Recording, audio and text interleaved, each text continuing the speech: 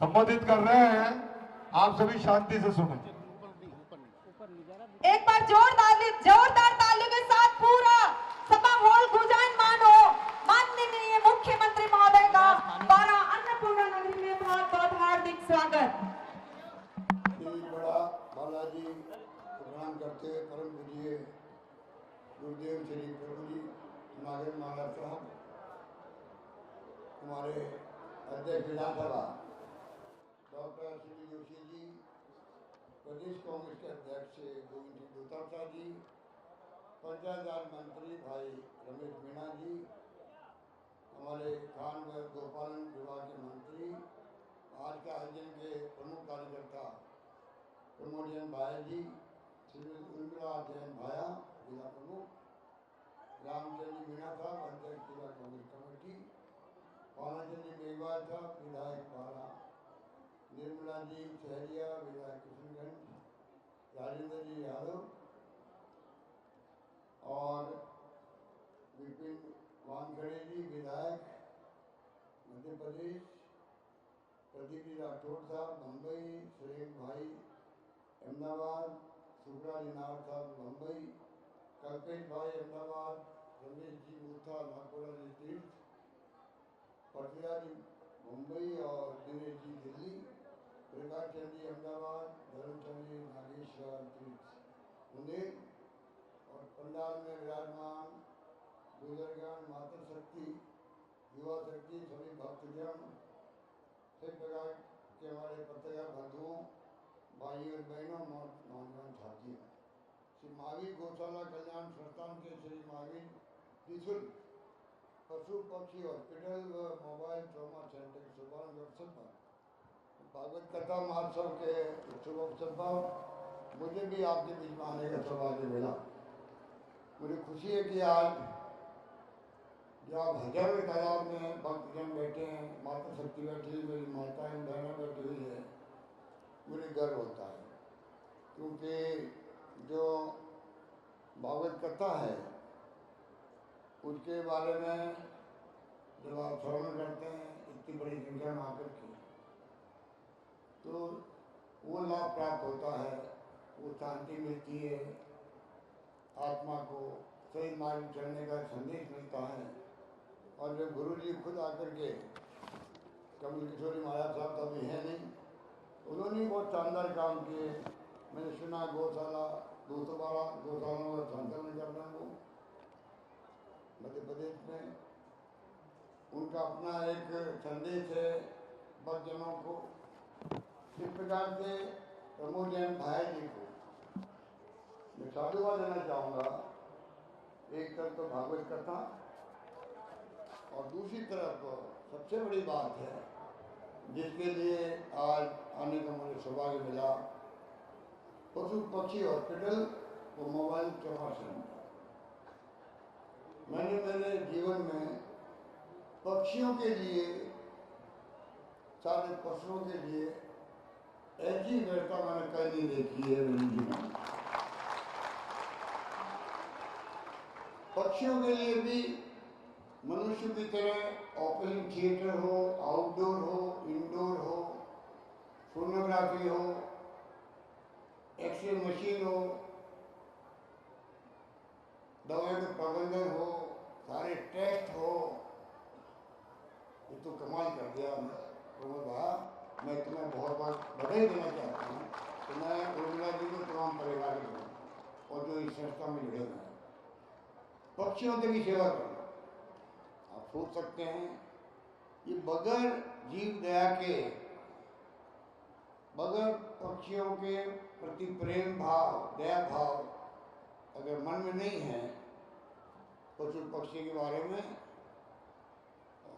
पशुओं के बारे में भी, ये संभव नहीं है, ये संभव नहीं है। 20 साल पहले जब मैं आया था यहाँ पर, ये प्रमोद जैन भाई जी ने गौशाला का उद्घाटन कराया मुझसे।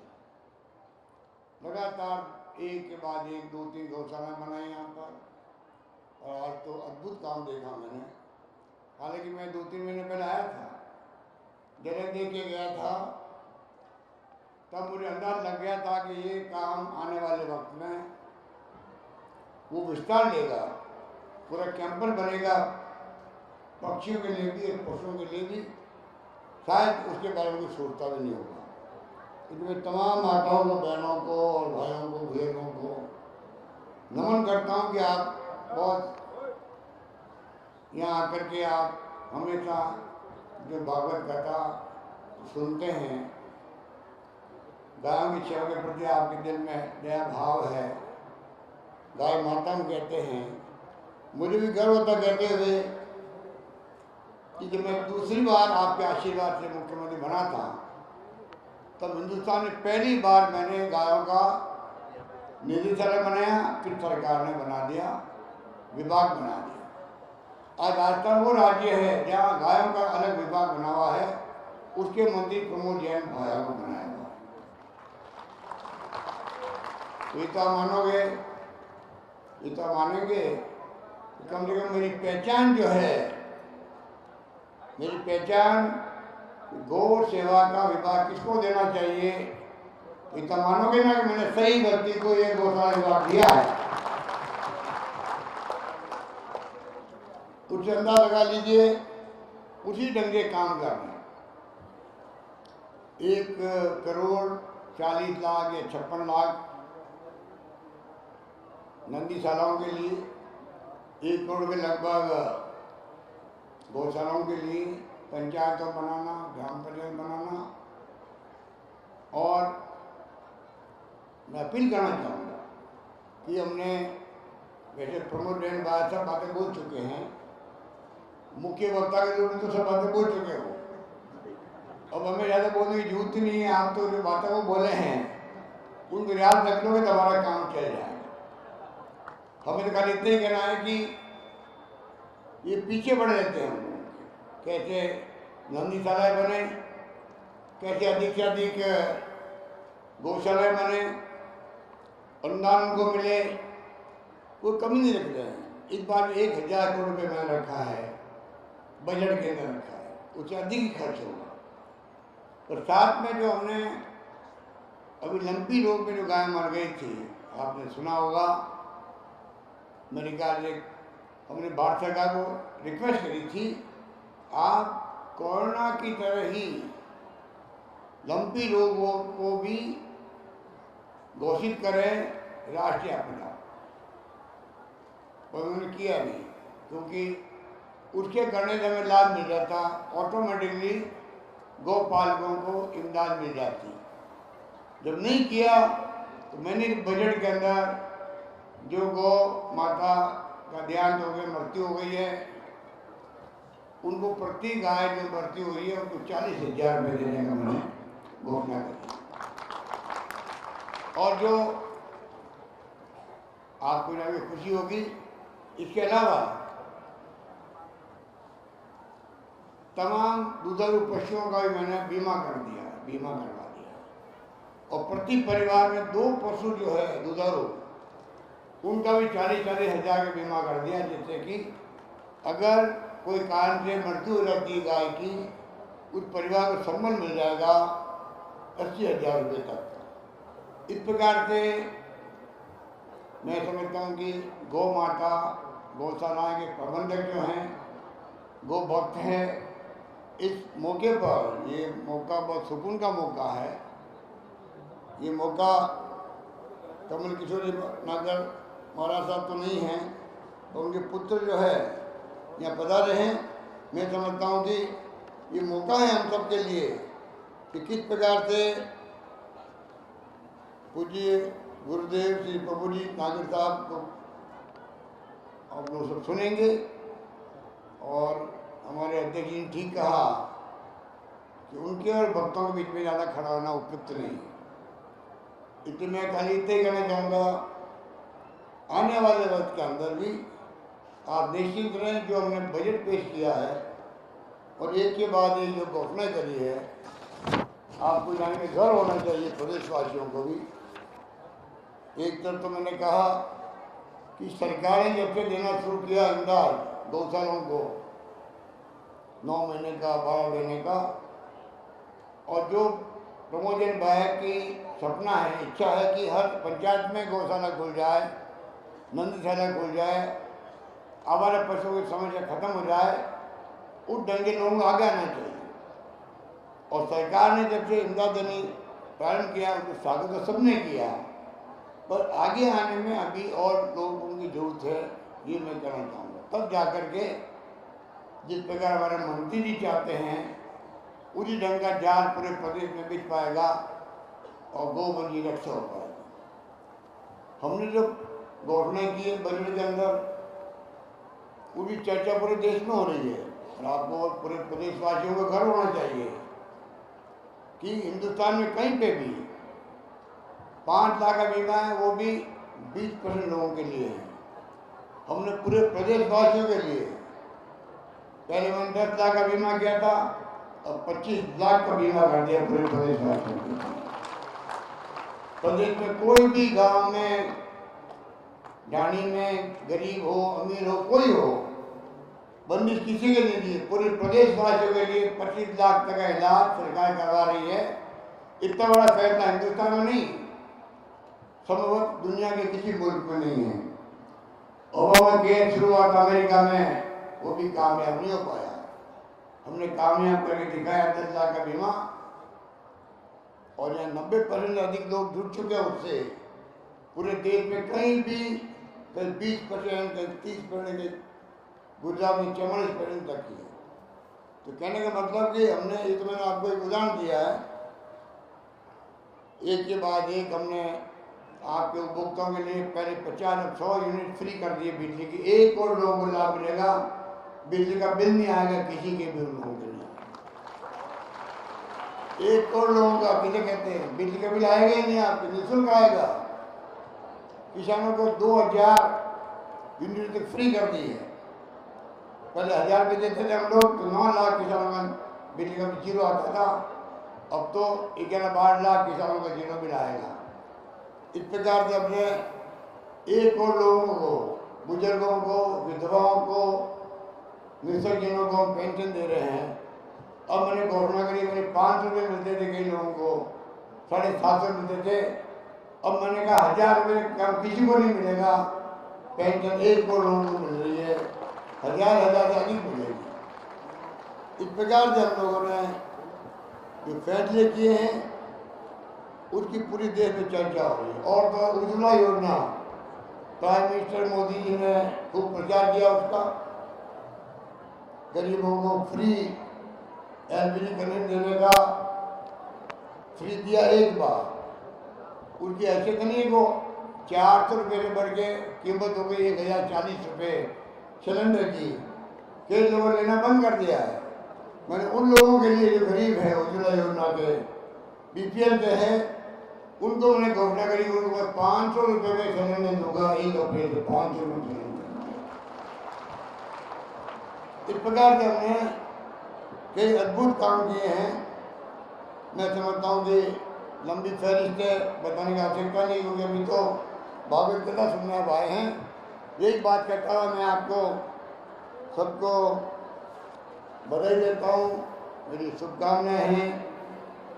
और प्रमोद भाई जी को मैं कहना चाहूँगा, आपका पशुओं के प्रति के साथ साथ पक्षियों के प्रति जो प्रेम मैंने देखा है, उस समय मुझे बहुत पसंद आया, जिनका मैं शब्दों में व्यक्त नहीं कर सकता। और ये सेवा आप जो कर रहे हो, मैं समझता हूँ कि पूरी मानवता को संदेश जाएगा कि मैं कहीं जाता हूँ मंदिर में या कहीं पे भी पूजा स्थल पर, मैं बचपन से प्रार्थना करता हूँ, मैं अपने लिए कुछ नहीं मांगता हूँ। मुझे बिना मांगे हुए प्रदेशवासियों ने सब कुछ दे दिया। 3 बार मुख्यमंत्री बना दे, सिर्फ ज़्यादा मुझे क्या मिल सकता। परंतु ये मैं कहना चाहूँगा, मैं कहीं जाता हूँ पूजा स्थल पर तो मांग करता हूँ, ब्रह्मांड में जो प्राणी मात्र है, जीव मात्र है, उसका कल्याण हो, ये मेरी प्रार्थना होती है। मुझे खुशी है कि आज पक्षियों की भी सेवा करने का संकल्प भाई जी ने लिया है। और मानव लोगों के लिए, मनुष्यों के लिए जो व्यवस्था होती है, अच्छे अस्पताल के अंदर वैसी शानदार व्यवस्था देख के मैं आशीष सकता हूँ, अभिभूत हूँ। ये बात करता मैं अपनी बात समाप्त करता हूँ। धन्यवाद। जय हिंद। धन्यवाद।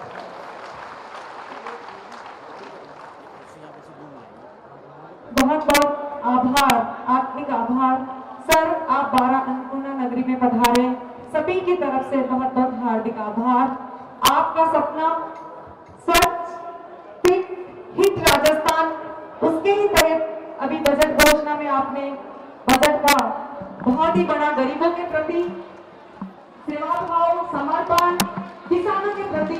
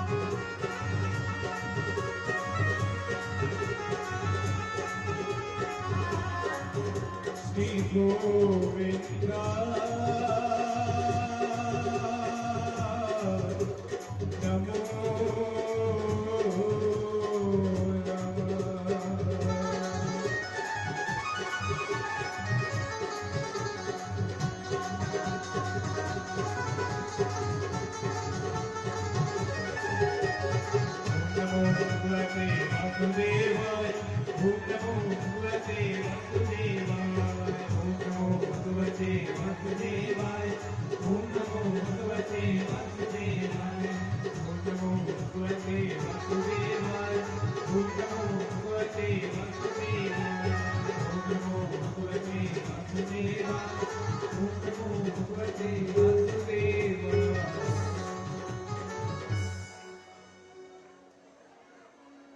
श्री सच्चिदानंद भगवान की जय हो, श्री सीताराम जी महाराज की जय हो, श्री भाग्यवाल महाराज की जय हो, शारदा भवानी की जय हो, काटकेश्वर भगवान की जय हो, श्रीमद्भागवत महापुराण की जय हो, द्वारिकाधीश भगवान की जय हो, समर्थ सद्गुरुदेव भगवान की जय हो, वेदव्यास भगवान की जय हो।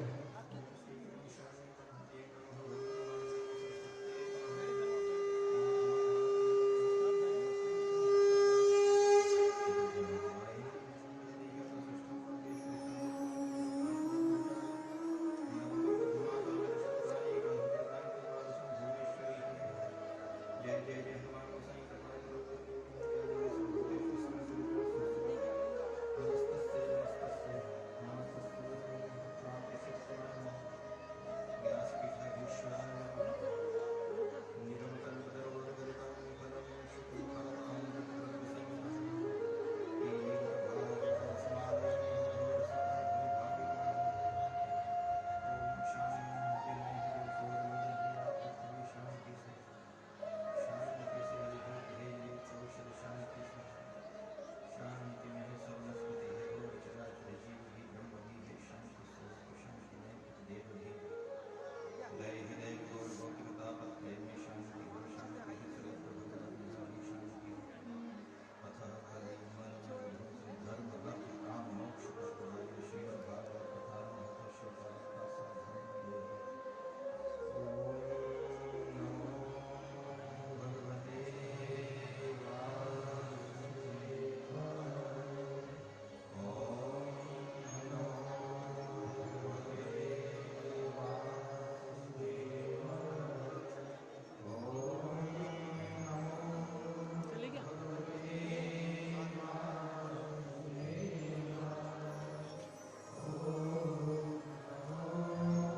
नमो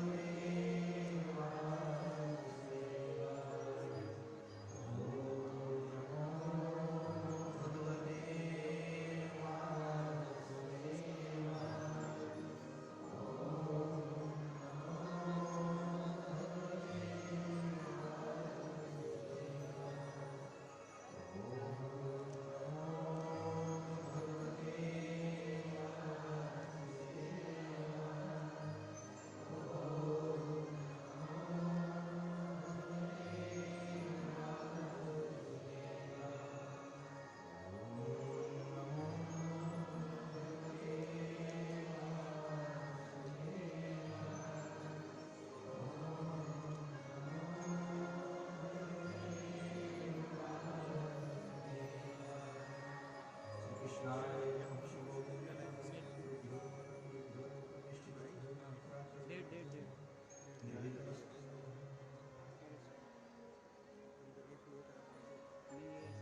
श्रीमद् भागवत ग्रंथ के अधिष्ठात्र भगवान श्री द्वारिकानाथ कथा के आशीर्वाददाता श्री हनुमान जी महाराज के पावन श्री चरणारविंदों में कोटिशः दंडवत प्रणाम करते हुए उपस्थित आप सभी वैष्णव भक्त महानुभावों का आत्मीयता से स्वागत है।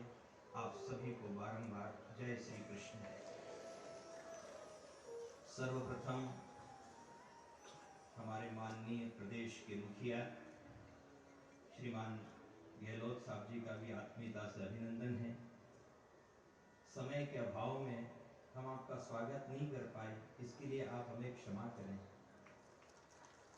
आप हमारे आदरणीय बुजुर्ग हैं और भी आपके साथ आए हुए राजअतिथि जिनका हम समय के अभाव में नाम तो नहीं ले पाएंगे, लेकिन आपकी सेवा से भगवान आपका नाम अमर कर देगा।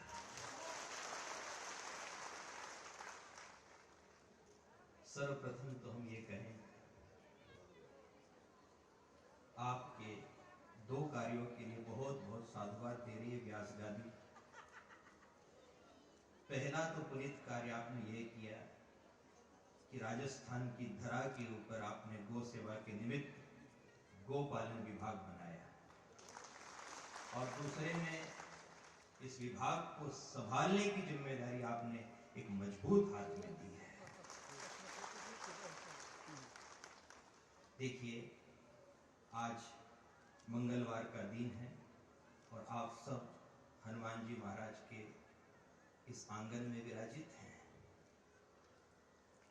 हनुमान चालीसा में एक चौपाई हम गाते हैं। आज उसी का विवेचन आपकी सेवा में कर रहे हैं। और देवता चित्तन धरई हनुमत सैन सर्व सुख करे। यहां कई लोगों को भ्रांति है। क्या दूसरे देवी देवताओं को नहीं माने, नहीं पूजें क्या, शीश नहीं झुकाएं क्या? हनुमान चालीसा का पाठ लगभग सभी सनातनी भाई बहन करते हैं। पर यह संशय है, और देवता चित्तन धरई, आखिर ये क्यों लिखा है? देखो, आज का एक उदाहरण ले लो आप। एक जिले के अंदर मंत्री महोदय पधारे और मुख्यमंत्री महोदय पधारे। इन दोनों के पधारने में क्या अंतर है? सीधी सी बात है, जिले में जिस विभाग के मंत्री महोदय आते हैं उसी विभाग के अधिकारी मौजूद होते हैं। यदि पीडब्ल्यूडी मंत्री होंगे तो पीडब्ल्यूडी के ही अधिकारी मौजूद रहेंगे, राजस्व तो राजस्व के अधिकारी मौजूद रहेंगे। लेकिन यदि श्रीमान मुख्यमंत्री महोदय पधारते हैं तो सारे विभाग के अधिकारी उस जिले में उस आयोजन में मौजूद रहते हैं। ठीक वैसे के वैसे इस कलिकाल के राजा श्री हनुमान जी महाराज हैं। और जो हनुमान जी महाराज की साधना करता है, तो हनुमान जी महाराज के श्री चरणों में शीश झुका करके राम नाम भजन करता है, उसको स्वतः सारे गुण प्राप्त हो जाते हैं। सारे गुण अपने आप विद्यमान हो जाएंगे। जैसे जिले के सारे अधिकारी अपने आप आ जाते हैं। क्यों?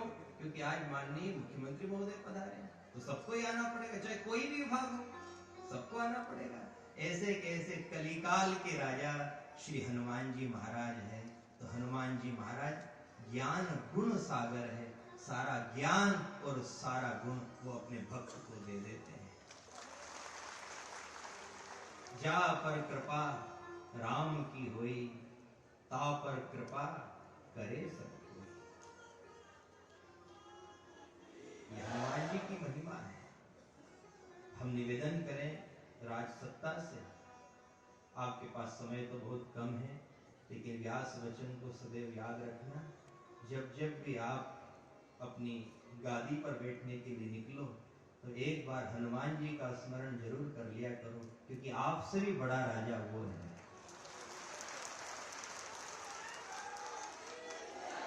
और उन्हीं की कृपा से आपका कार्यकाल सदैव सफल रहेगा। आपको ऊर्जा मिलेगी, प्रेरणा मिलेगी और राम भक्ति भी मिलेगी। देखो, ऐसा है, अच्छा समय और अच्छे विचार ये बहुत कम ही मिलते हैं एक दूसरे से। जैसे गुरुवार हर हफ्ते आता है, पुष्य नक्षत्र हर महीने आता है, ठीक बात है साहब। लेकिन गुरुवार और पुष्य नक्षत्र ये एक साथ हमेशा नहीं रहते हैं, कभी कभी मिलते हैं। वैसे के वैसे अच्छा समय हो इंसान का और उस अच्छे समय में अच्छे विचार आ जाएं तो मान लेना आज गुरु पुष्य है। देखिए, जब भी इंसान का अच्छा समय आता है ना, तो अच्छे समय में वो धंधे की योजना बनाएगा, देश विदेश जाने की योजना बनाएगा, बाजार में संपत्ति खरीदने की योजना बनाएगा। अच्छा समय चल रहा है उसको कभी ये विचार आएगा ही नहीं कि ऐसी भागवत कथा अपन भी करा लें, ऐसा जीव दया का काम अपन भी कर दें, क्योंकि अच्छा समय चल रहा है। आपसे कहा ना, गुरुवार तो है लेकिन पुष्य नक्षत्र नहीं है। लेकिन जिसके ऊपर गुरुदेव की कृपा हो जाती है अच्छे समय में अच्छे विचार भी आ जाते हैं। जब अच्छा विचार आता है तो उस अच्छे विचार से अच्छे अच्छे काम होते हैं। धन रहे न बल रहे, धन रहे न बल रहे, रहे न ग्राम न ठाम, कबीरा जग में जश रहे, तू कर ले अच्छे काम। अच्छे काम करने में कभी भी चूकना मत, विलंब मत करना। शुभस्य शीघ्रम, अति शीघ्र करो। अच्छा विचार और अच्छा समय, इन दोनों की यदि जोड़ी मिल गई तो आपका जीवन सफल हो जाएगा। आप देखो, रावण का अच्छा समय था, बहुत अच्छा समय था। सारे देवी देवता उसकी अर्दली में खड़े थे, सारी सिद्धियां उसके पास थी, कुबेर का भंडार भरा हुआ था। पर उस अच्छे समय में उसने गलत काम की ही योजना बनाई, मतलब सीता हरण करने के लिए निकली। दुर्योधन का अच्छा समय था तो अच्छे समय में उसने द्रौपदी का चीर हरण करने की योजना ही बनाई है। इंसान को न जाने क्या हो जाता है, अच्छे समय में गलत योजना बनाता, षड्यंत्र बनाता, लोगों की बात बिगाड़ने के लिए घर से निकल पड़ता है, लेकिन कभी भी ऐसे सत् कार्य के लिए नहीं निकलता। और जो सत् कार्य के निकल जाए उसी का नाम भामाशाह है। आज श्रीमद् भागवत कथा का पंचम सोपान है और इस पंचम सोपान में नंद महोत्सव है। पालना बंधाया गया, गर्ग महात्मा को बुला करके नामकरण संस्कार किया, गौशाला में बैठ करके राम और श्याम नाम रखा है। वहीं पूतना, अगासुर, बकासुर, अरिष्टासुर आदि दैत्यों का भगवान ने मान मर्दन किया, सबको मोक्ष प्रदान किया है। इसी कथा क्रम में आप ये देखें कि गोकुलवासी, ब्रजवासी आनंद की अनुभूति कर रहे हैं। वहां जिधर देखो उधर नंद घर आनंद भयो, जय कन्हैया लाल की, नंद घर आनंद भयो, जय कन्हैया लाल की। और उधर आप मथुरा में देखेंगे तो वहां आनंद नहीं है, उन्माद है। यदि देखा जाए तो इधर तो बेचारे गांव खेड़े के लोग थे, गरीब लोग थे, गोपवाल थे, और उधर तो राजा बैठा था ना, सत्ता थी। लेकिन सत्ता पुरुष के पास भी आनंद नहीं था, केवल उन्माद था। केवल योजना कैसी, बच्चों को मार दो, जो दूध पीते बच्चे सबको इकट्ठा करो। ब्रह्मा जी ने समझाया, कंस थोड़ा तो विचार करो, देखो तुमसे तो गांव के लोग अच्छे, जो बेचारे अनपढ़ है, कुछ नहीं जानते हैं, और वो कृष्ण भगवान की छवि का दर्शन करके दिन रात नंद घर आनंद भयो,